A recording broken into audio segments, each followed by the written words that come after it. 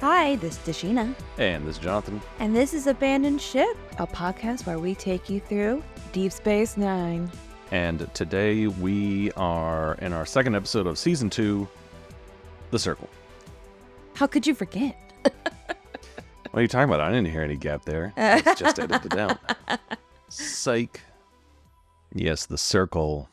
A name chosen because it was a really easy design to graffiti on a wall. Because otherwise, I'm not sure. I guess it's like a walled area, like a closed loop to Bajorans. I guess so. It just seems so meh. Yeah. Add some spice to your fraction. I think the whole thing is kind of... I was trying to grapple with, why isn't this a more interesting arc? Because on paper, it is. We actually had more discussion last week than I thought we would, because I'm like, okay, it's... The pace of the show has picked up a little bit from like some of the low points. The production values is good. The line delivery is good. Like they're getting their stride from a technical sense. Mm-hmm. So why doesn't this arc hit me harder? And I think part of the reason is because it doesn't commit enough to what it is trying to tell you on paper to the screen. Like, we should be... This is about, you know... Is there xenophobism a word? Is when you're xenophobic? Is it just xenophobia? Xenophobia, yeah, sure, okay. Xenophobia. Yeah, xenophobism, what the fuck? Yeah, because I think last week we were able to talk because the ideas are there. The concepts are there. But you're right, there is something just not punching, right? It's just like not hitting hard as this material should. And yeah, I'm at a loss too as to why it's not hitting me as hard. I think it's twofold. I think one, it's a lack of commitment to the episode itself. Like, we have seen one act of violence against Quark. Yes, that's part of it. A lot of the violence is off screen. Yeah, we keep getting told about it. And so there's no hook there to like really get you invested, for you to see. Even the characters are always commenting about how they hear gunfire in the distance. You know, things are happening in the distance elsewhere. Yes. We've heard about things, that happened 5 minutes ago. Like, you're always hearing about it, you're never seeing it. And the second, I think, is a failure of the season overall. I think if they had spent more time showing Bajor and Bajorans, they could have then broken down those character relationships in this crisis and made us really feel it. Yeah, I can't really remember what happens throughout the season structurally. I'm wondering... Season 2? Yeah, I'm wondering if this would have been better pushed off a bit, and that way we could have had a better build-up. So when it got to the point where it is like affecting DS9, there's more weight to it. We feel more anxiety. We could have had a couple episodes where we see either the Circle committing terrorism or the aftermath of the terrorism. Right. Because a lot of it does feel rushed. Towards the end of this episode, I had a couple questions of like, wait, what happened? Did this happen? We took over the military? Did that happen? Like, because so much happens off screen, we have to gather information after the fact from characters discussing it, which is fine, but it does take some of the edge off. Yeah, like, you can do that where you have this.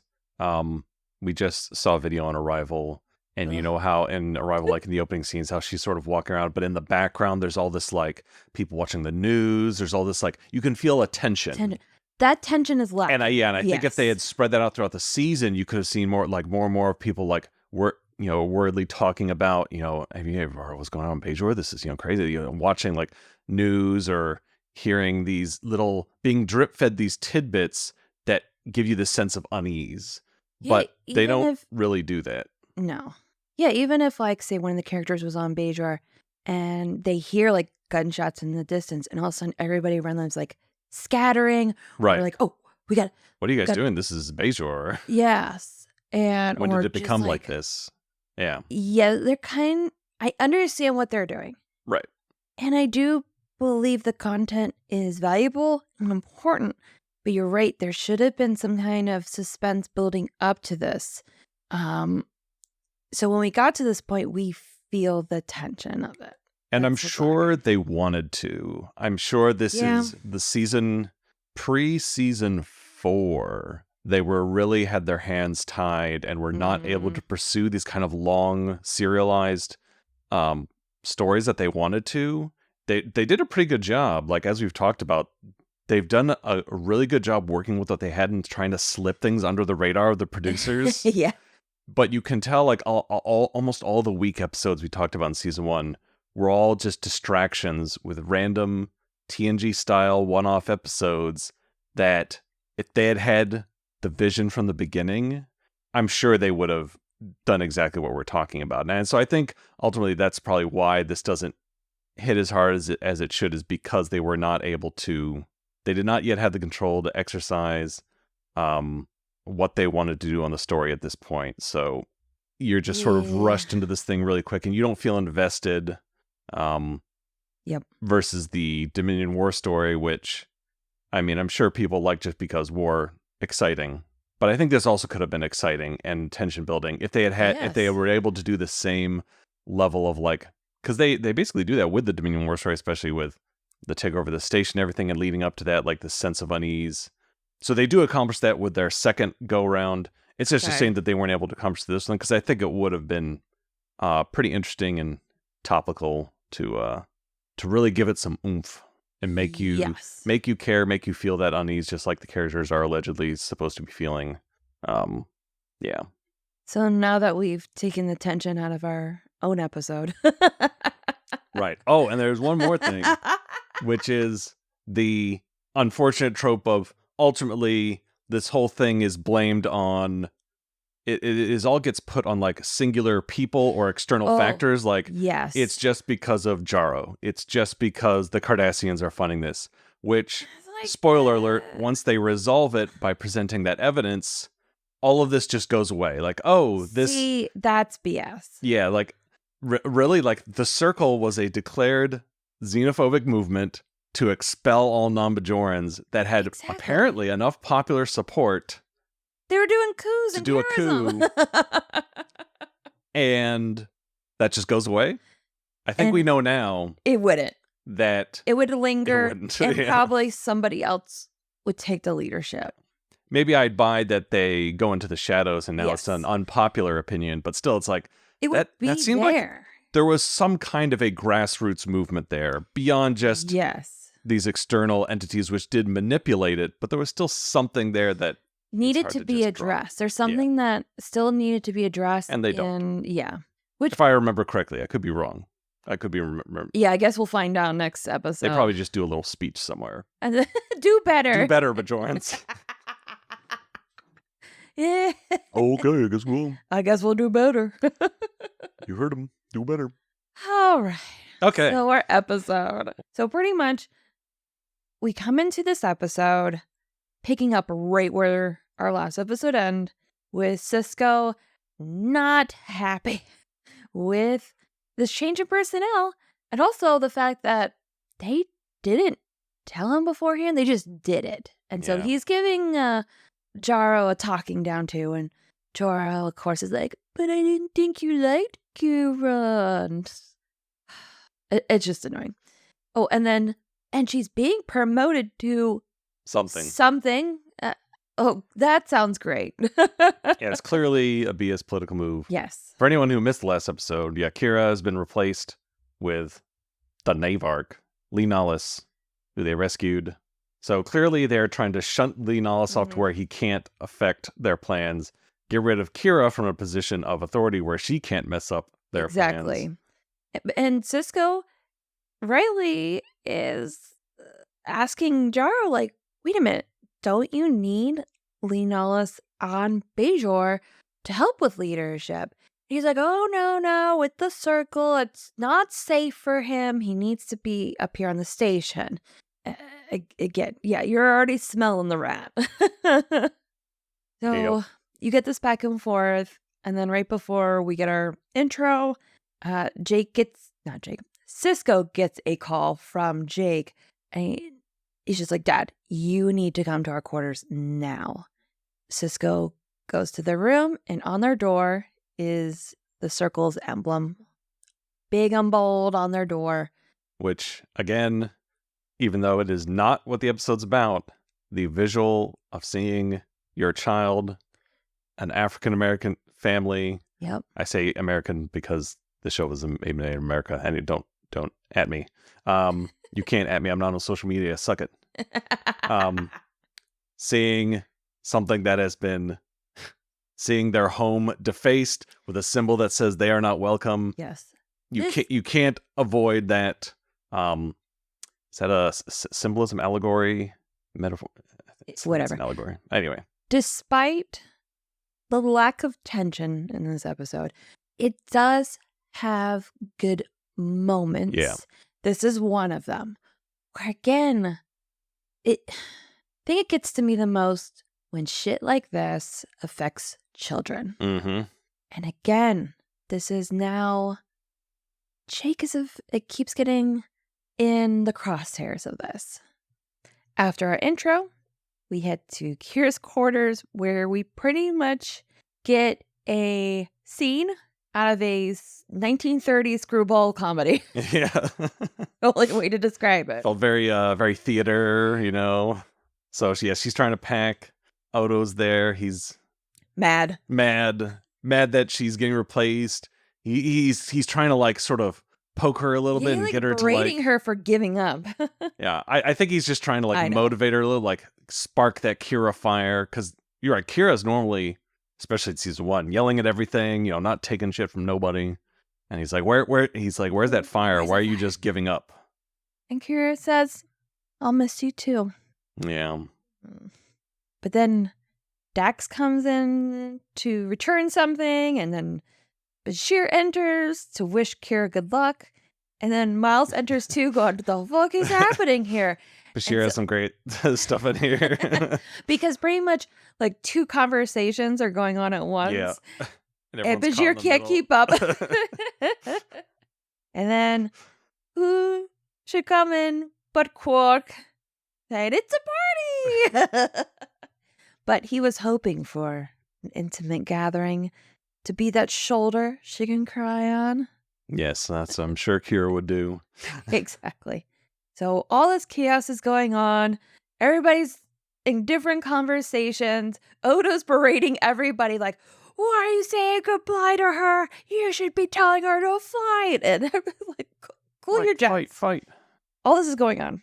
And then, Benedict Bay comes in and stops the room cold. Everybody just looks at him. It's okay. He's used to sucking the charisma out of a room when he enters. Hey, Kira, I hear you're free now. Want to come to my monastery? Wink, wink. Eyebrow Boing, wiggle. boing. Well, it's more like, Kira, would you like to come to my monastery? Unfortunately, they told me to play a monk, and this is how I will play him. No, you're a sexy monk. Can't do that. But I am a man of the cloth. Ugh, okay, whatever. Kira, come to the sex orb. I had a vision. Just wait till we get to the sex orb. I'm curious if you'll have the same vision about me. Yeah, we find out later that effectively, Bareilles had a sex dream about Kira. And so he wants to see if she also has a sex dream about him. I think that's probably the craziest, B plot. Like, all this is going on with the circle, and we have sex dreams going on with an orb. Oh, and the prophets might give you direction in your life, but really I want to see if you also dream about me. Okay. So Kira goes to Hobbs to have her moment of goodbye, which would be more emotional if we didn't know that she's going to be back. Probably in a couple episodes, after this arc is over. Probably. Although, we know that.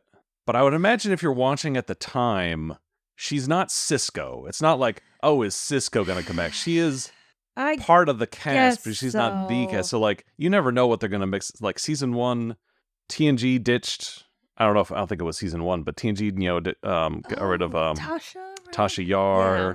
So they mix things up. So it's like, I guess so. it's a maybe. It's We know. It's hard for us to experience any of that I uncertainty. guess the moments that get to me are when Cisco is adamant with her. He's like, "I'm getting you back." Yeah, because in her conversation with Odo, he's like, "Have you gone to Cisco?" And she's just sort of brushed aside, like, I'm sure he'll do what he thinks is best. Like, she hasn't talked with him, and I get this. She doesn't want to like impose. There's almost that.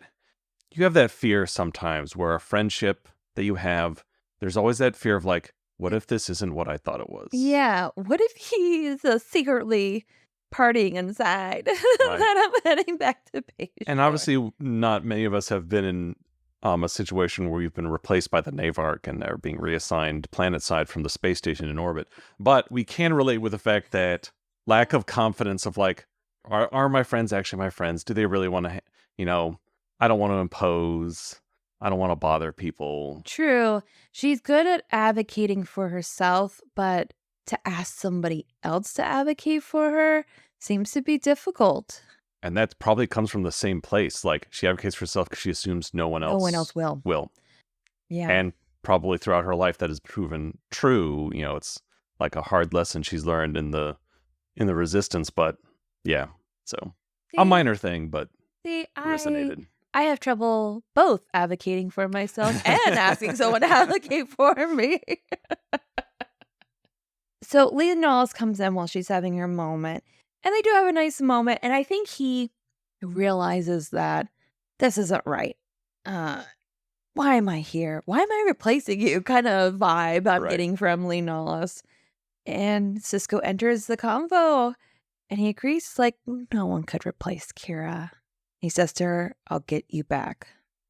And I think this relationship, this is definitely the highlight of this episode, is their relationship. They head to the monastery where Kira's fighting rocks in a river. She tells Bro, I'm the one who's crooked. Because he's like, why are you trying to straighten these rocks in the river? It's not working. It's not working. She goes, oh no, they're probably straight. I'm the one who's crooked. And she admits to him that she has no artistic skills. And she just feels useless here. And Reddick Bay is like, maybe you should give useless a try. Yeah, good luck with that. And now it's time for church. Take me to church. Yeah, because that normally just suddenly goes, we gotta go now. It's time. We gotta go.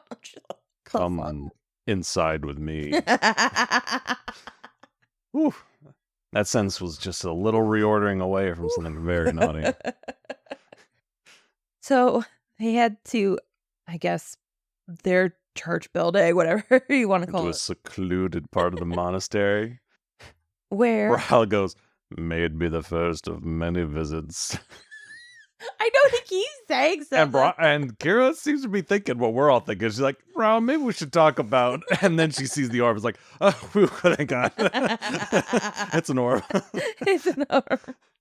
For a second, I thought this is the sex orb. Okay, never mind. This is what I thought it was.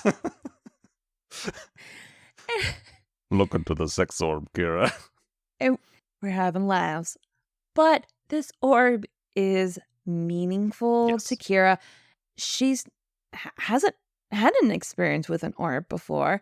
She's looking forward to it because this is a part of her religion. So this is like up there, like religious experience for her. And I also just want to say that it's hard not to be religious and hard not to believe that there are prophets or gods watching over you when you have these like extremely powerful and weird artifacts lying around that seem to give you a direct connection to them. Now, obviously, in the world of Star Trek, you might think, oh, those are probably aliens. But, I mean, just think about it. Well, we base all our religions off of pure nothing. 100% faith. What if they had an orb sitting in that church where you could talk to God? That would be like, yeah, I could see why this whole planet's pretty religious. And also, not that they just have more power, but they truly do have the power of prophecy because they are not bound by linear time. Right. Due to that, I see why Right. they worship them, because of their abilities to see into past and future, and like everything is like the perspective that some of us would love to have, to be able to see all of these things layered upon each other at once. I can see why this is such a religious moment for the Bajorans. Yeah, they at least have something. Yeah, Most Saint your religions are Saint your father's made dusty old tome. made of just a book. They have artifacts. They have cool orbs. Anyway, just wanted to mention that.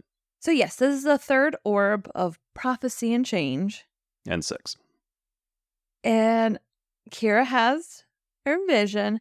Now, before it gets into sexy times, she keeps seeing different people like Dax, Wynn, Jaro, and she's afraid she doesn't know how to speak and hear from the prophets. And they're telling her, you do. You know how to hear from us. That's at least how I interpreted this, is she is relying upon other people to have more religious knowledge than her, or political knowledge. Right. And she knows what's right in here. She is actually probably more attuned to what the prophets would want than a lot of these people. Which is consistent with what we've seen in season 1 from her. Yes.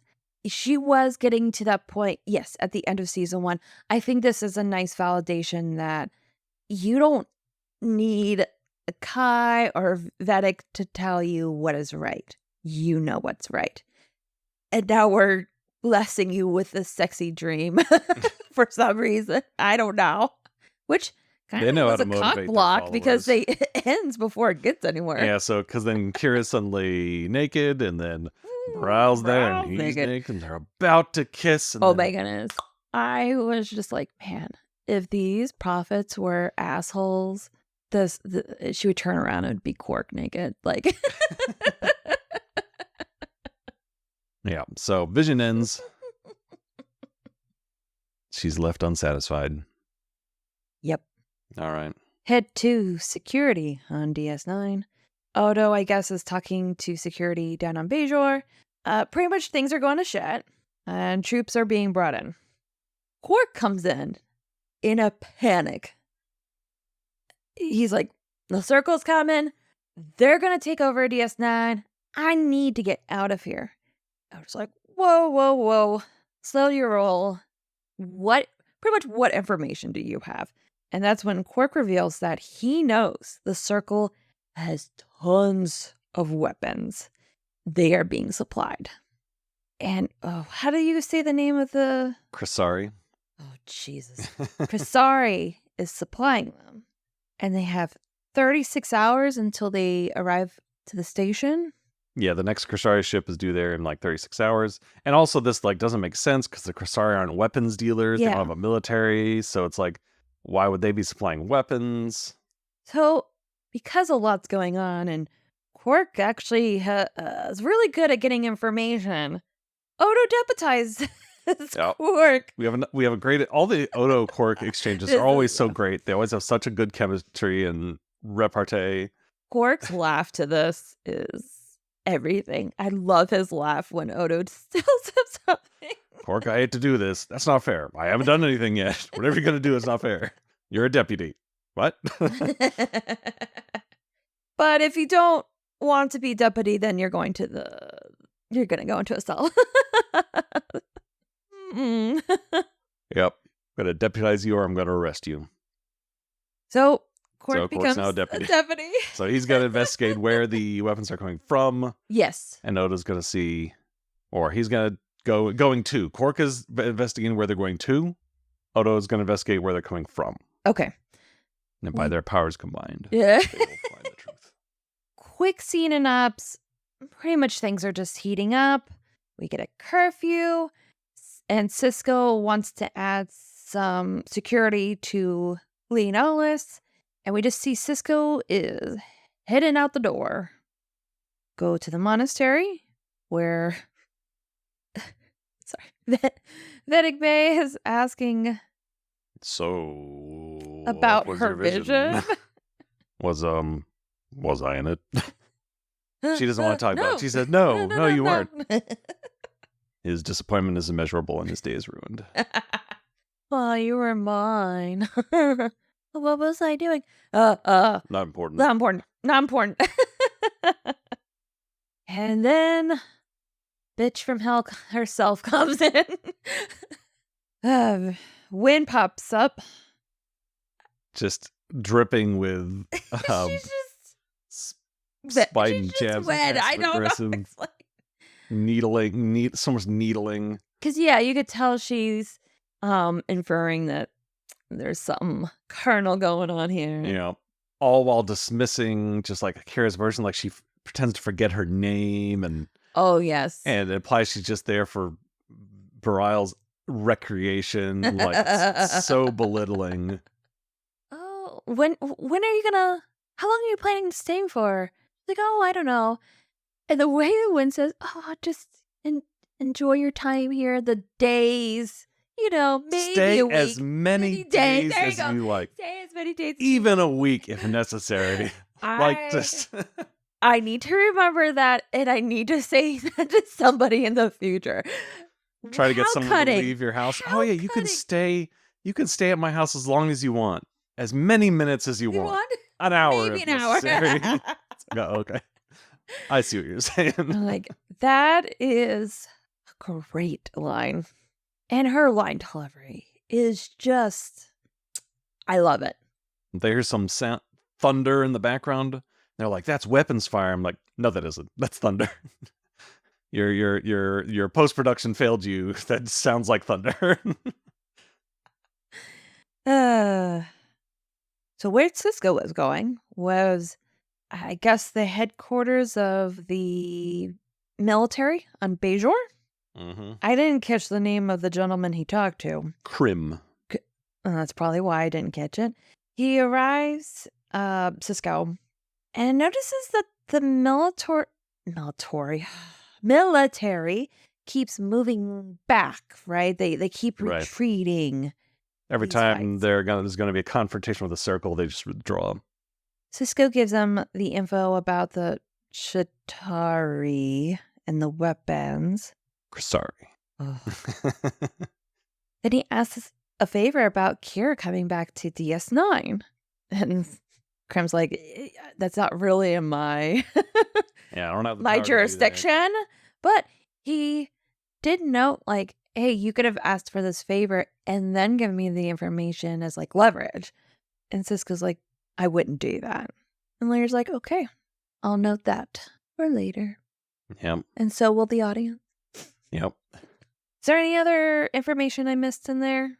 No, I just want to say that this is like very on point for like how a civil war like this might play out, how a coup like this might work out. Oh. Like the military is, because he mentions we are going up against Yeah, people, it's as like Bajoran a on defense Bajoran. of why he So- keeps retreating back. yeah. Throughout history, we've always seen like, whatever action the military takes is a big role. Like if they decide to repress it, they join it. Like in the Egyptian Revolution, that was the big turning point. Is the military, they'll turn the tanks, they'll turn the guns up. They just sort of let them through, and that's how they fell. And then a lot of other stuff happened after that. But at the moment, like that, so this is very like on point. It feels grounded, Yeah, because it's Bajoran on Bajoran, and you can tell this provisional government doesn't necessarily have the support of even its own supporters aren't truly bought into it, and so that's when the military isn't willing to move against them. They just sort of get folded into the new regime, which is what happens by the end of the episode. Back in ops, they are trying to delay the Krisari. from leaving because they are looking through their cargo, just trying to find any evidence that there's guns, weapons. And then we do the old trick where Miles is like, let me put this on board. Oh, there's something slimy coming out of there and it's becoming a rat. Yeah, so they sneak Odo on board. He's gonna see what's going on. Yeah, I think they were delayed like 6 hours. I'm like, damn. Does it take that long to get Odo into? I've got to get into character. Be the rat. He's just No interruptions. He's just in his Be office. the rat. Getting into I character. can't change if you're watching. All right, so they're on the way with Odo on board. Back in the monastery, Cisco pops out of a bush and meets up with Kira. Surprise. Sorry if I interrupted your meditation. Daydream. What are you daydreaming about? Maybe your orb experience. I mean, there's a little kind of under the surface back and forth of like Cisco's trying to test like, do you want to know what's going on? Do you want to come back to DS9? Like there just seems to be an underlying vibe going on. And I feel like Kira's even kind of confused of what do I do from here? Right. She's had an experience. She sure has. He does tell her that he doesn't think the military is going to support the provisional government. It's not looking good. And she's very Pikachu face, like, oop. Cisco heads out, and then the circle captures Kira. Dun dun dun. Quick little scene on the Corsari ship. And who beams aboard but a Cardassian? Dun dun dun. He gives him one duffel bag full of weapons. Guess that's enough to arm a planetary coup. Yes, these 3 handguns will definitely overthrow the government. Maybe they already have a ton of weapons. Couldn't find a shipping container somewhere to put on the set so you could convince us of the scale. Yeah, because they're also beaming. I don't know. Yeah. It's a common issue with Star Trek. They're not always great at showing the planetary scale. So we head over to a cave, which is pretty much the circle. Oh, but the big thing is the Cardassian. He has like this manifest, and you have to sign for your package, right? And so he thumbprints on this scanner, which seems like I guess the Kursar are all about proper trade regulations and procedure. When you're doing clandestine weapons deals to arm a coup on another planet, you got to have a paper trail. Why would the Cardassians agree to this? You would think they would want no paper trail at all. Because this is huge. As we see, if this is revealed, and you're literally giving...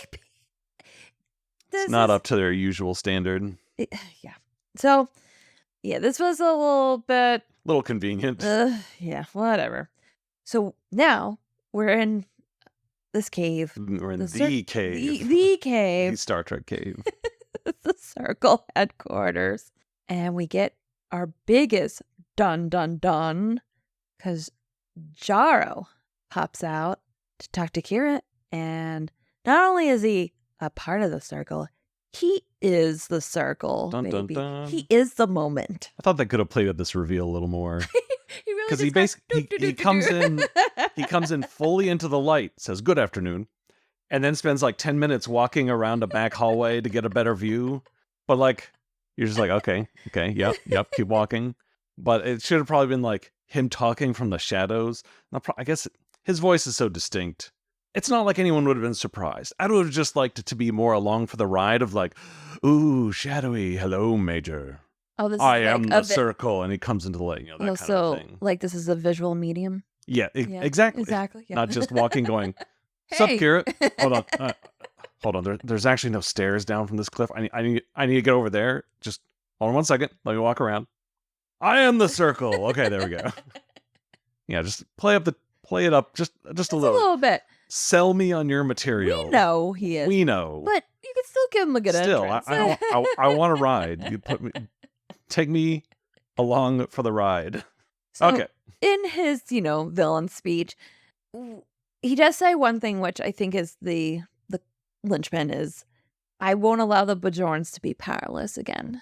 And we talked about this before in the last episode, but this is the failure of the provisional government because they made their people feel vulnerable, powerless, and now you have this extremist faction that can give them the security that they want.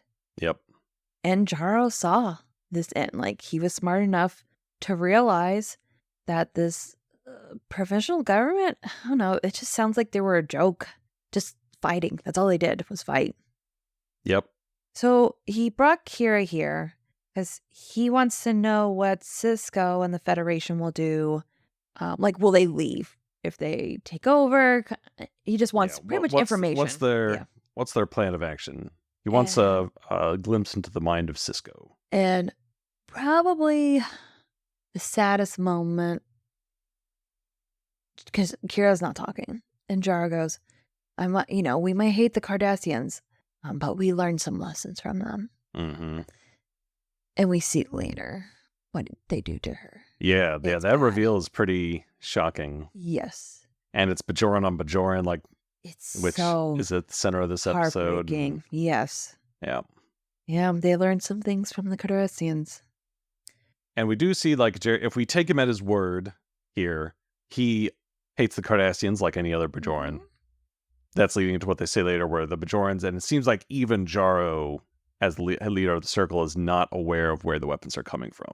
Okay, I was wondering that. Does he, because I know the Circle doesn't know, but him as the leader, does he know where the weapons are coming from? Yeah. I'm trying to decide if that was a good decision or not, narratively, to have him be unawares, or to have him, like, he seems like he is not like Kai Wynn, who seems like she would do anything for power. He is power hungry, but he also is drinking the Kool-Aid. Like, he believes.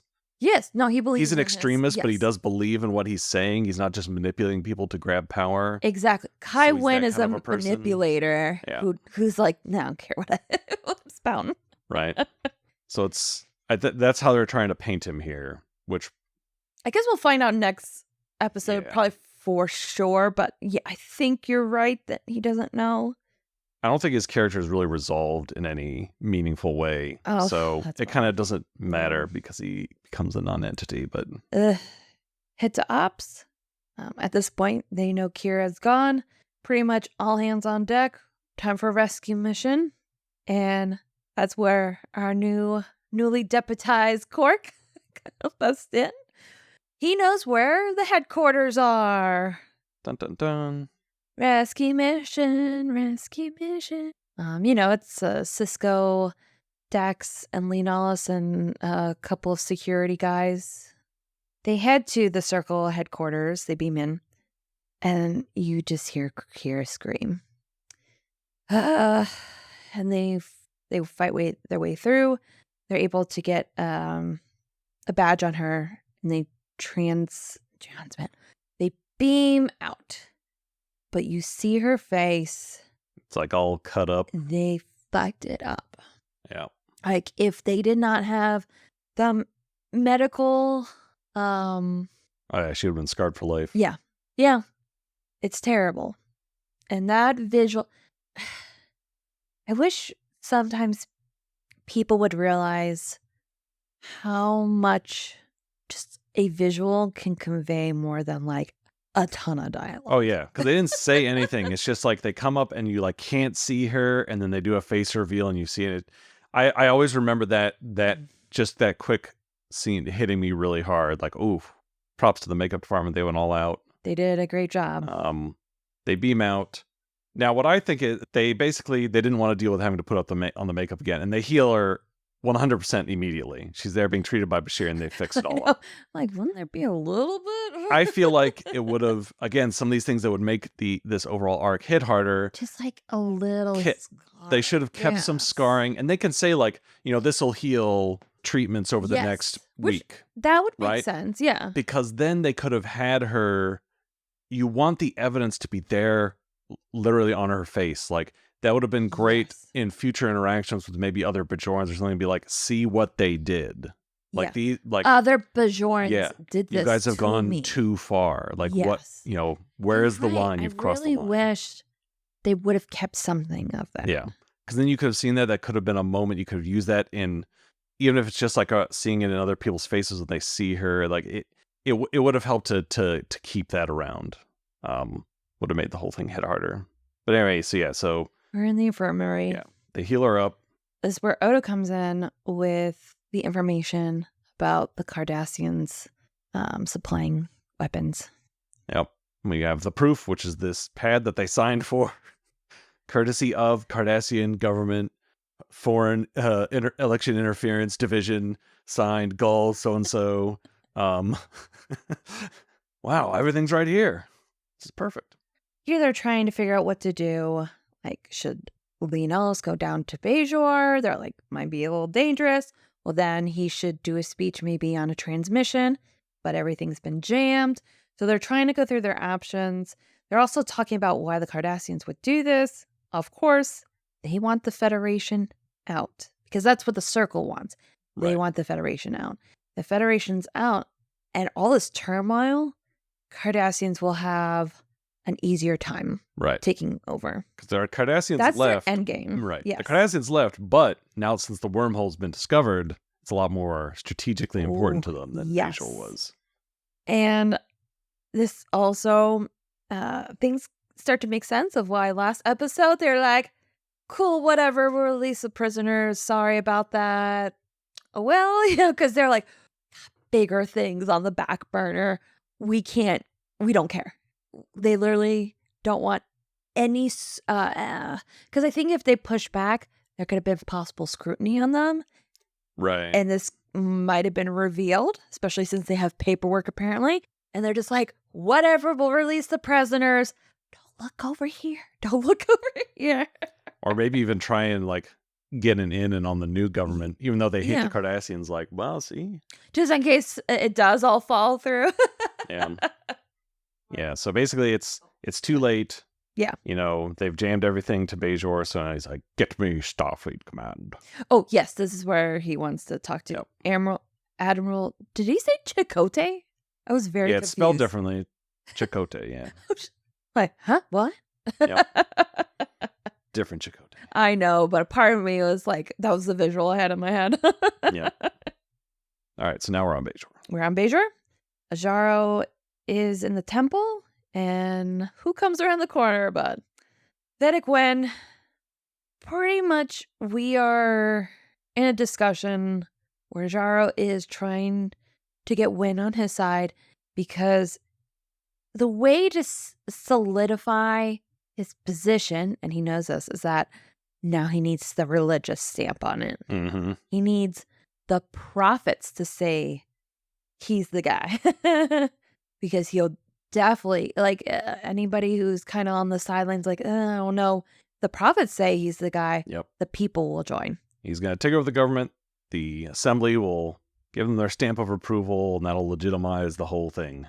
And if he's in charge, then he can make sure she's the new Kai. And then her ears start perking up then, like, oh, what? Is it here that he mentions that he's now has the military? I feel like it was here. I don't think he says it explicitly, just that, yes, I am going to be the new leader. Oh, I thought he said something about like the military being under his control now. Not that I'm seeing in the transcript. Dang it. But it's all just like, yes, I will be. It's all, they never say anything explicitly, but they're all just like dancing around.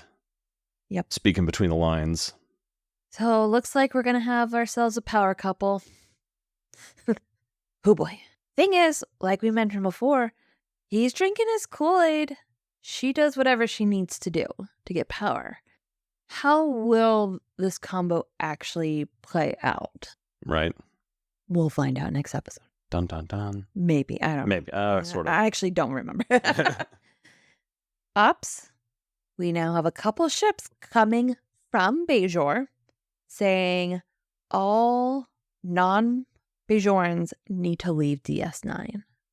Yeah, this is it. So I guess the military has fallen at this point, and they're under the control of the Circle government now, and coming here to purge the station.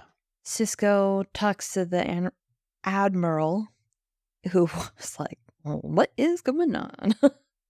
He's been brave, but pretty much Sisko's like, what do we do? And the admiral's like, the prime directive is clear to him. It says, if this is a civil war, which it is, Bajoran versus Bajoran, like it's not Cardassians in there, they can't get involved. Yeah, and Cisco tries to bring up, well, it's supported by the Cardassians. It's like, yeah, well, the Cardassians might involve themselves in other people's civil wars, but we don't. And Cisco's trying to impress upon them, like, what would happen if the Cardassians took this opportunity. And I was like, it doesn't matter. We'll just have to deal with it, the aftermath. And also, big thing is that Federation people are in danger as well. Yeah, they got to get them all off the station. So this is also very interesting, given being the 90s. I think this is all in the midst of all these CIA-sponsored regime changes in various countries around the world. Like, this was sort of their whole bag was getting involved in other people's civil wars. So it's interesting to have, the Federation Starfleet being this organization that's founded whose prime directive is not doing that. Mm-hmm. So just an interesting historical context. Yes. But of course, Cisco ignores that. So here's a question. Is this the right thing to do? Obviously, it's the right thing to do within the scope of the whole show. Follow the prime directive of this. But aren't they messing with them, with their internal politics now? They ignore the prime directive so much. I know, seriously. It's hard to really judge, but Cisco's gonna take some manners into his own hands, because so he goes out and he's like, okay, we'll evacuate. Cisco goes to Miles and asks him, how long will it take to evacuate Federation people and I guess help with non-Bajorans as well get out? He says a few hours, which I think they said 7 hours. 7 hours. So Cisco's like, that's not enough time. Exactly. What about Federation property? What if I interpret these orders as evacuate all Federation property, period, every little knickknack, every little computer we've installed everywhere, every single thing. How long would that take? Miles gets the fear in his eye because that'll take days. Weeks. And because especially coming from TNG, he's like, oh God, he's going to tell me to do this in 7 hours. It's probably his fear. But no, Cisco's like, oh, it'll take days. I guess some of us will have to stay behind, which I think is the right step. He is getting as many people as he can out of harm's way. He's doing his job. He's evacuating. Some personnel need to stay to make sure our property is okay. Right. Yeah. And we get our to be continued. Dun, dun, dun. The prime directive discussions are always interesting because, and I don't know if they're particularly compelling to talk about, but it is something that is central to Star Trek, but that they also break all the time. Yeah. And you always know it's the right thing to do because these are our heroes. They're the main characters. The story is written so that they will be right. But sometimes it might be interesting to think about, like, the prime directive is there for a reason. Again, especially in this room, we've seen the negative consequences you can have of messing with other nations' governments, the long-term impacts that those can have. Yes. See Iran. Yes. That's our fault. Yeah. It's interesting that, in general, Star Trek has far more episodes talking about when it is good to break the prime directive than they have episodes where they demonstrate why it is there. So this is more of a meta commentary than on all of Star Trek. Like, most people come away with this view of the prime directive as being an annoying rules that get in the way of good people doing the right thing. To the point that, like, is it? The opening episode of Discovery Season 1 is them just blatantly violating it to do good, right off the bat, because that's the impression is, forget these rules that get in the way. We just need to help people. And the Star Trek Into Darkness, same thing. The opening scene is them going through this whole thing to, we gotta violate the prime directive to save this species, blah blah blah. That's now the popular viewpoint for the new generation of Star Trek, is that prime directive is stupid. We know what needs to be done, so you just got to do it. And I feel like that's a failure of Star Trek overall to show us why the prime directive exists. It's not just a bureaucracy thing. It's like there are real consequences to this. There might be situations where it is morally right to break it, but it's like there are always consequences. Like, and you got to Yes. think those through. It's not just Because the prime directive is pretty much to protect other species from headed decision making from the Federation. Like these right. captains who Who are think that they we to play know God with their exactly. society? Yeah. We're coming in as visitors. They have societies that have been around for millennia. How would we know coming in for a hot second what is right? And it can be hard. I'm not saying it should be more of you're right. It should be more of a struggle. Like, is this right? More than like, ugh, stupid prime Right. directive. Is having this neutral stance and this not getting involved, is that the right perspective to have? Because it does have his positives and negatives.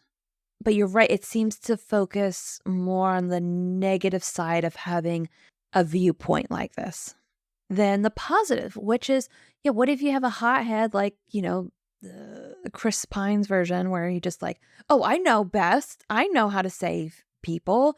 And he goes in and ends up doing tons of damage. Like, then the prime directive was right. It would have protected the people from dumb humans who think they know better. Right. And it's also like you could have a whole broader discussion too, Yeah. because also in NuTrek, in the second season of Picard, Mm-hmm. another big thing is in Star Trek has been the temporal prime directive, right? Like you don't change the past. Yes. Which of course we also constantly violate. Time But travel. time travel, yeah. But because then they always present it as being an annoyance. Oh, temporal prime directive, but we know what's right, so we know what to change and what to not. Again, the new generation comes in with this perception of temporal prime directive bogus. Who cares? It's all about helping people. So when they go back in time, they have like Rafi be the sort of the voice of the people here, where anytime like Seven tries to bring up we can't be changing things, she's like, meh, what's wrong with you? Meh. And she's presented as being right. Forget these stupid rules. We're just done playing along. We're just gonna punch. Yeah. And that disregard for like, but changing the past is a huge deal. Yes. Like you are changing the fates, potentially billions upon billions of future generations. Honestly, way bigger than the prime directive. Right. Even. And so I'm touching on it briefly here, but it's an interesting discussion you could have about what was presented as being good, but yet they still broke so many times in the original run of Trek that it gave this impression to the new generation that these things are all actually bad. We know how to do things now. And that through line is very consistent in all of NuTrek about throwing out the old and abandoning the nuanced take and just we know how it is, how it's supposed to be. That would be a very interesting discussion to have, but that would require watching all of NuTrek, and I'm not doing that. And from what I've seen of Picard season 2, it is just a testament to the hubris of man. Like, yes, it is. Talk about cringe. Yeah, not to get on a huge tangent about that, but yes, just the way that. Oh my god. Yeah, we could literally do a whole podcast episode on. That's what we should do after we're done with Deep Space Nine. We hate watching NuTrek. I can't do Discovery again. That broke my heart. Yeah. Because I remember the first season of Discovery just like kind of like, oh, but okay, this might be decent, like holding on hope. But that ending destroyed me and I couldn't do it anymore. We saw the writing on the wall at that point. Just because they have the opportunity, they took what was a morally great character and just made him completely black and white.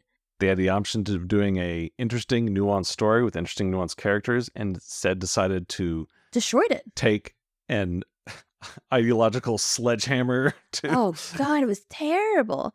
And I'm just for easy social media points. Yep. Because I gave it so much space because I thought that's where we were going. I'm like, oh, We have an interesting character here that's the leader of a ship who is like militaristic, morally great. Like that's what I thought we got. Yeah, And militarized, morally gray leader leading a group of scientists who are sort of in the dark. Yeah, it's like yeah, it I'm like, provides okay, this is an conflict interesting between the power concept. structure. And the end of the season destroyed it. And I couldn't watch any more of Discovery. I think I tried a little bit of Picard, and I was just like, no. Yeah. No. I always thought it would have been more interesting if, because halfway through the season, you're oh, okay, he's from the Mirror Universe. This is the Mirror Universe captain. And even they assume that. And I think it would have been a much more interesting twist, again, if they were probably good writers. If they had realized after that whole thing, maybe they find, what they realize is that he's not the Mirror Universe Lorca, he's just theirs. That would have been great. Since everyone tends to be flipped in the Mirror Universe, maybe they find that the Mirror Universe Lorca is more what you'd expect. Maybe he's really nice. He's just a sweet guy. Because it makes this, because it's such an easy out. It's like, oh yeah, if he's bad, he's from Mirror Universe, because no one in our universe is bad. It's like, what are you talking about? It would have been a great point to hammer home the fact that, sometimes even in our good universe, whatever the prime universe, sometimes people are just bad, or not bad. Sometimes people are, like you said, gray. Gray exists. Why is it so Not black and white that NuTrek. nope, he's gray, he's not perfect, he's from the Mirror Universe. It's like, or he's a real person who has a complicated past. It would have been great to like see all their assumptions about bad means Mirror Universe, not even bad, gray means Mirror Universe, because he's not the perfect captain, and to just have all that thrown in their face and be like, and have them had to reckon with the fact that this is our Lord. Yeah, we just have to deal with it. That would have been You have to learn to work with people. Yeah. Not just go, oh, you're evil, bro. You're from the Mirrorverse. So that's the thing is, NuTrek is not interested in we have to work with people. It's just interested in shutting down. I know what's right. I'm morally evil. Correct. And you can see how in the cultural zeitgeist of the time that was, I guess, a catharsis for people to just, they didn't want to deal with that. They just wanted to. Yeah. Here are the bad guys. Here are the good guys. Shut them down. Yeah. Look, make the Federation great again. We put it on a plaque. Get it? Get it? He's from the Mirror Universe. No one in our universe would be like that. So good. At least we have lower decks.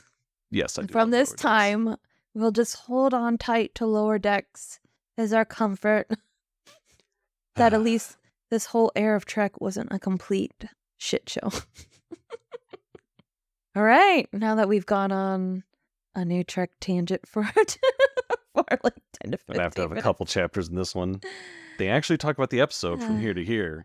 Yeah, we might need a bit. They ramble about some annoying old man yells at clown stuff at the end, and maybe we should just separate this onto like a bonus episode. Right. Us ranting. All right. So, any last thoughts on the episode before we leave? All right. So, not much more to talk about there. We covered a lot in the beginning. Yeah, I think in the middle of basically a 3-parter. So, which is also hard. We will be back in a couple weeks with the end of the trilogy. The Siege. All right. We will see you then. Bye. Bye.